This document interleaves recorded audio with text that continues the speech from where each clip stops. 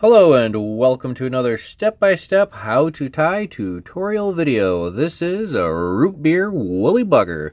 This is a basic woolly bugger. This is tied on a size 2. This is a Moonlit 057 1x strong 3x long. We are using a size A nylon thread, old classic thread on the wooden spool. For our tail, we have a root beer brown marabou feather. Also in the tail, we'll be tying in a little bit of copper brown Northern Lights flash. Body material will consist of a brown chenille and of course a hackle feather. And this one is kind of an orangish brown mottled, somewhat grizzlied feather. And to add a little bit of security, we will be tying in a copper wire. This measures out at 0.010 diameter in inches. So let's go ahead and remove our sample. And we can secure our barbless hook in our vise.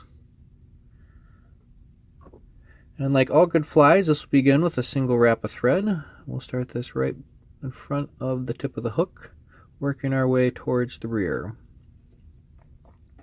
Once our thread is secured, we can trim off the tag end.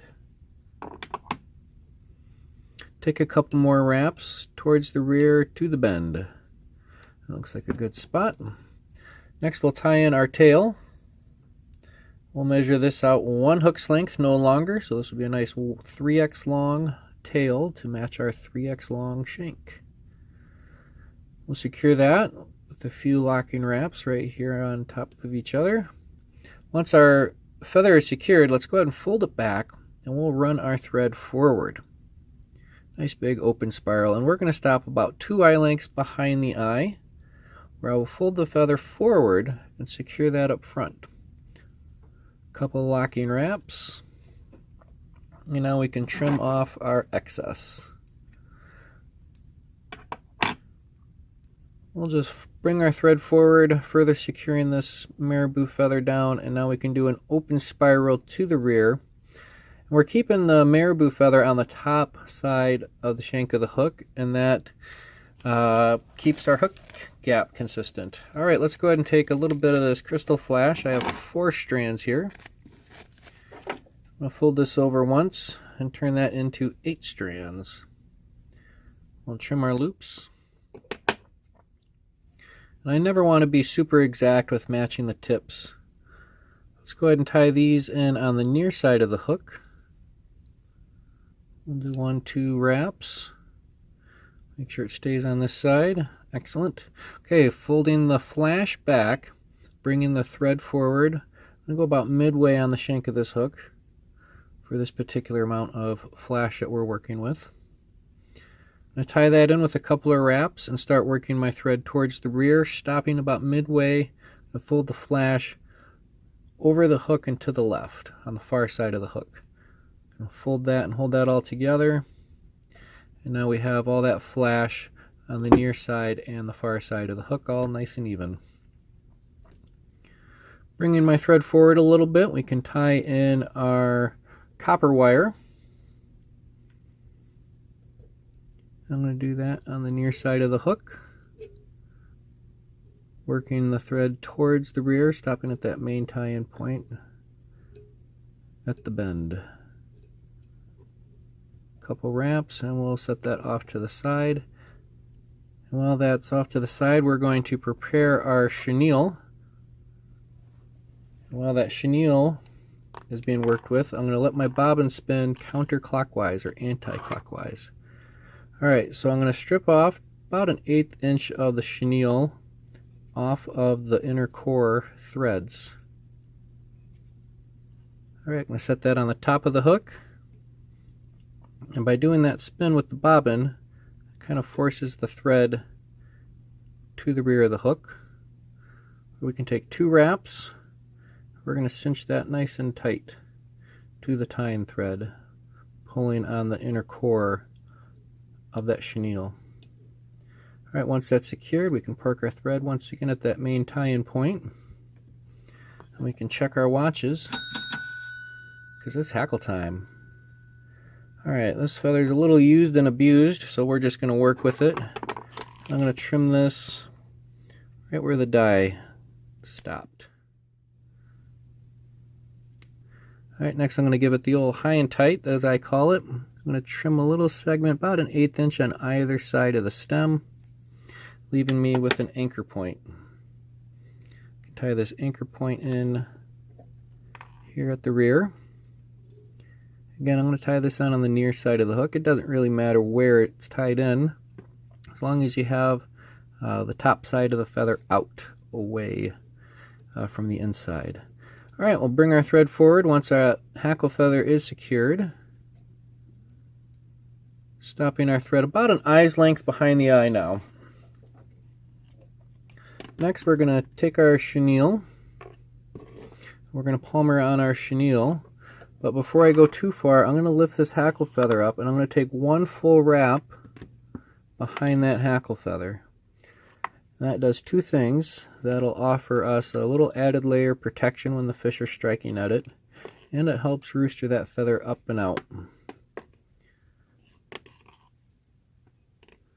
So once again, you know, this is a way to tie a woolly bugger. It is not the way. There's lots of options. You can use bead heads, cone heads. You can add more weight. You can use a heavier chenille. You can do double chenille. You can work it back and forth. All sorts of options for flash and wires and no wires. Your imagination is your only limitation when it comes to a woolly bugger. Alright, we're up here at our thread after doing a nice tight touching wrap body. And we'll take one more last turn. Here we go. We'll hold our material up and to the right. Left hand will secure our material down.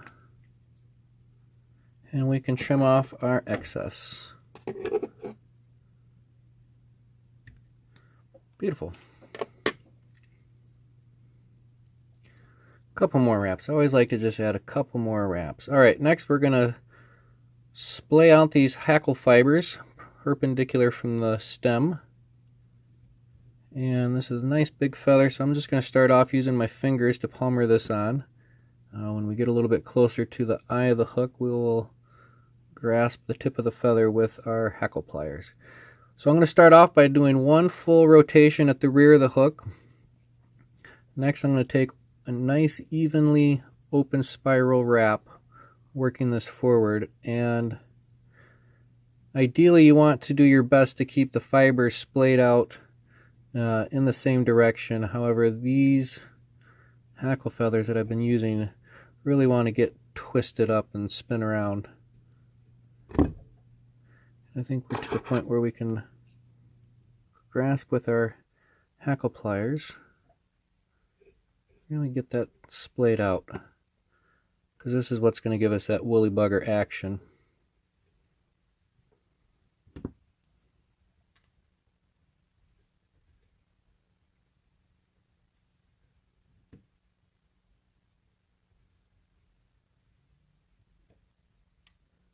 We're going to come through and pick this all out after we secure it all with our wire. So it looks kind of messy, and that's all right. That's all right with me.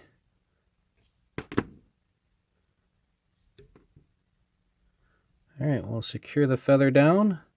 We'll remove our hackle pliers. A couple more turns, and we'll trim off the tip of the feather. Excellent. All right, next we can take our wire, and we're going to bring our wire forward. We're going to do a counter rotations on that. Wrap it opposite of our marabou, or our hackle. All right, one full rotation at the rear behind that chenille. Next, I'm just going to kind of work it forward, doing a nice open spiral.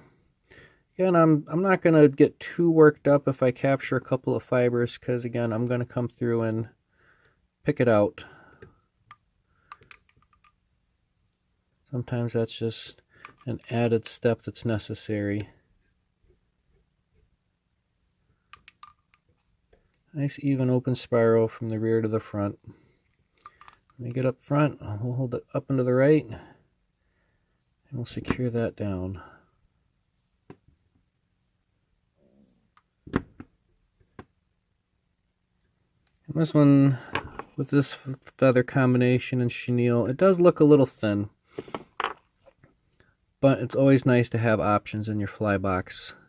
So when you tie woolly buggers, tie a multitude, tie a lot of them, tie a variety, different colors, shapes, sizes, because you never know what the fish are going to want. But I believe this nice brown, root beer brown, will serve us well. Alright, once our head is built, we can secure everything down with a 1, 2, 3 whip finish. 1, 2, 3 turns.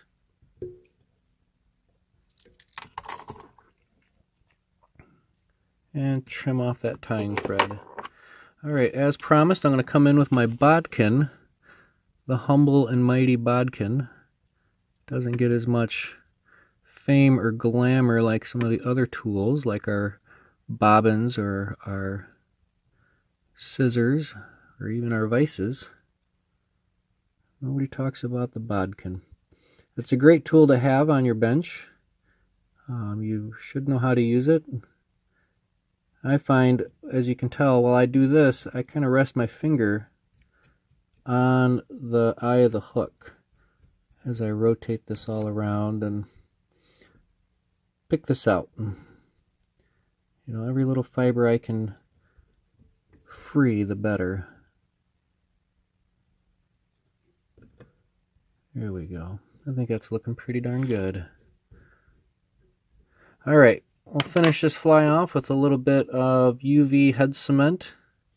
This is a thin. We'll just fold these fibers back.